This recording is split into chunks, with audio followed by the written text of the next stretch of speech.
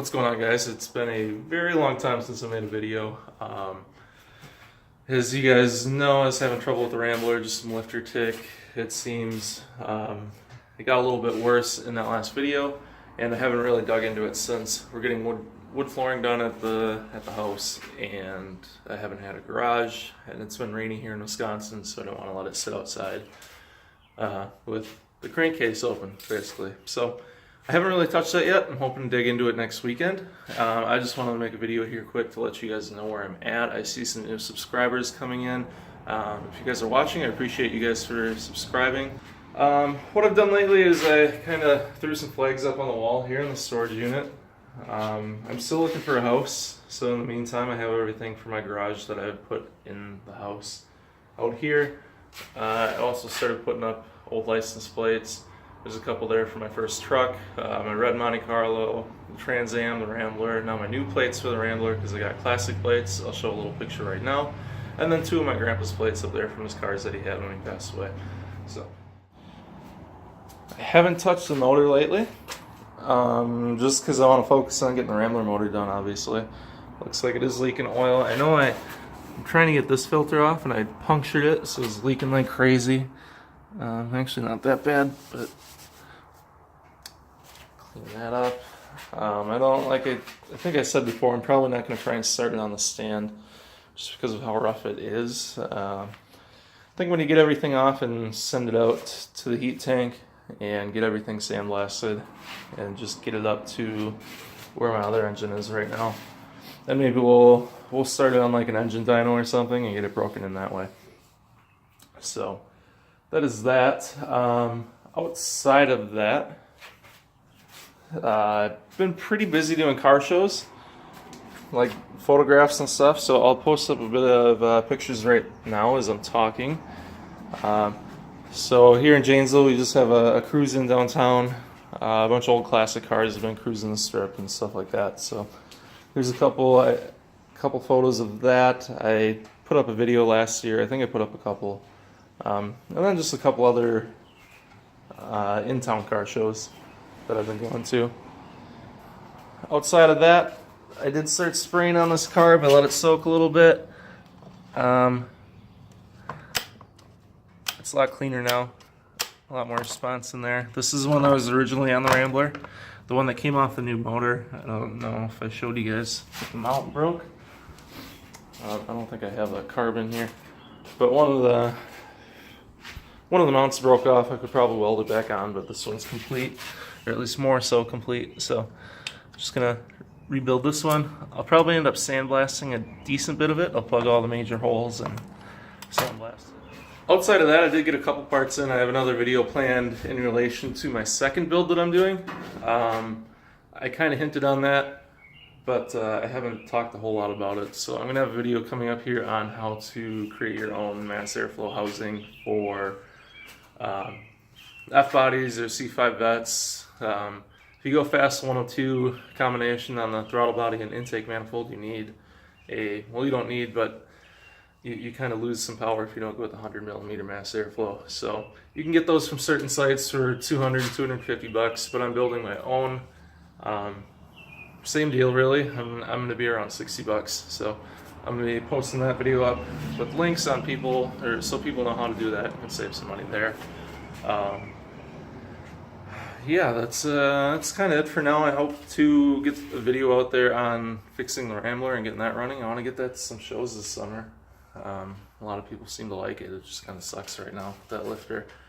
Yeah, a little later today I'm going to go clean the Trans Am. I had that out at shows. It hasn't had like its first official detail of the season, and we're probably, halfway through now, so I need to get that done.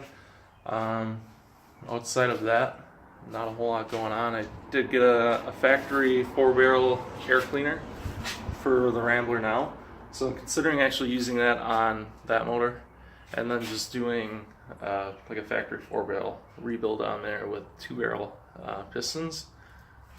Not completely correct, but I don't know, something to look into, I guess. So that's kind of where I'm at right now. I'm going to head over to the garage and we'll start detailing the Trans Am.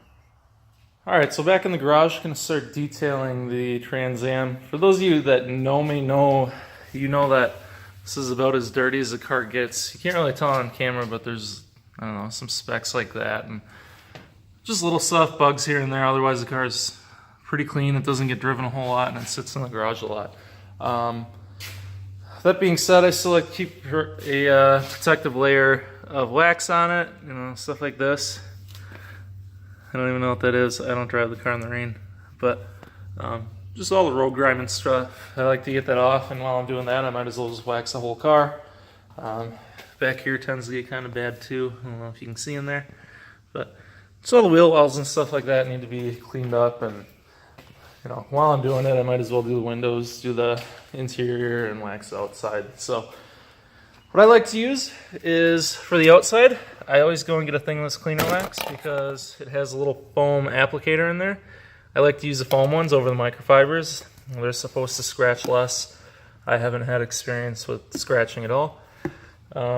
Since the interior or the paint is swirl free, I use the high-tech yellow wax. It doesn't have any abrasives in it like the cleaner wax does. I use the cleaner wax on like the daily driver and everything. That's, you know, out quite a bit. Before I wax, I always use a quick detailer. I wipe down the whole car, and I'll probably use one of these guys to just get it nice and, you know, kind of moist, and use it over the whole car just to pick up all the small grime and dirt and stuff. And then, like I said, I'll use a foam pad, and then I'll use one of these kind of more plush towels from Chemical Guys, or I think these might be Chemical Guys as well, I'm not sure. But yeah, I use those. I got those all on Black Friday. I got this 36 pack, which I'm almost through. I got all these for like 20 bucks. So Black Friday is a good time for detailers. And then on the interior, I use this leather conditioning cream. I'll use that right away, and I'll let it sit for about 20 minutes as I use Aerospace 303 on the rest of the car. So that's basically what I use for this. I don't use any water. I don't hose it down. Like I said, it's pretty clean. So I use a good amount of the quick detailer and make sure I'm not, you know, spreading around any dirt or anything. So I'm gonna get started with that on the exterior. It is pretty clean, so sometimes if there's crap on it, I'll use like the air compressor and just blow it off, but it looks pretty clean.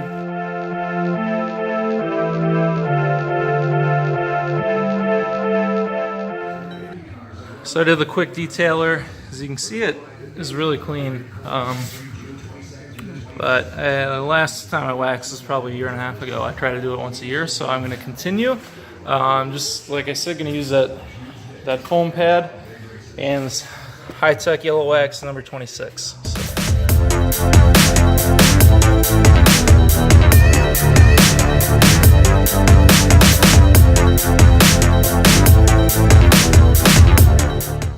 So we're all waxed. You can see kind of the you can just see the wax all over the place. I like to put it on as thin as you can. You know, push it as far as you can. That's what it's designed to do. It's designed to go on thin and come off easy. So, yeah, I'm gonna wipe it off here. I got the Chemical Guys towel again, and we'll see how it looks after.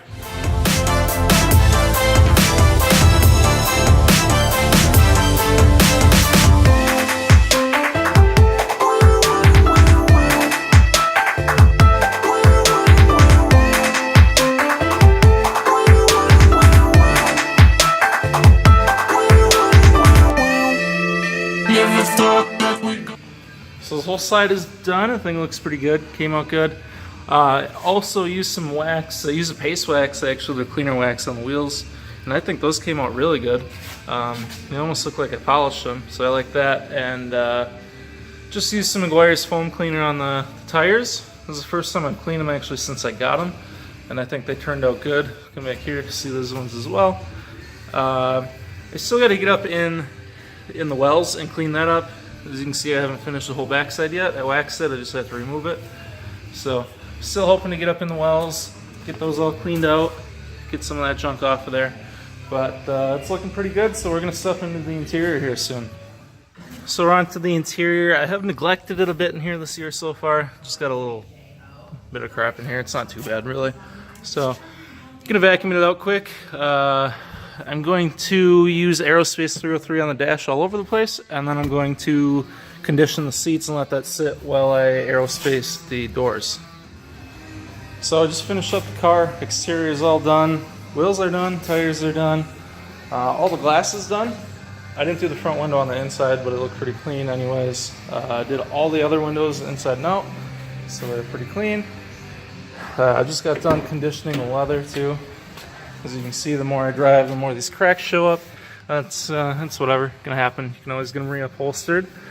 Aerospace 303 on the doors. It makes them a little shiny, but more of a matte finish than anything. Same with up on the dash. And all in here, so all vacuumed, all cleaned, all ready to go. So I'm gonna head back to the storage unit. I'm gonna run over here, grab what I just got.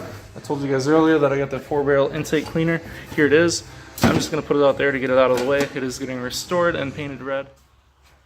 So that was about it for today, guys. I just want to create a video and let you know what was going on, kind of where I've been. I've kind of been MIA lately, I guess.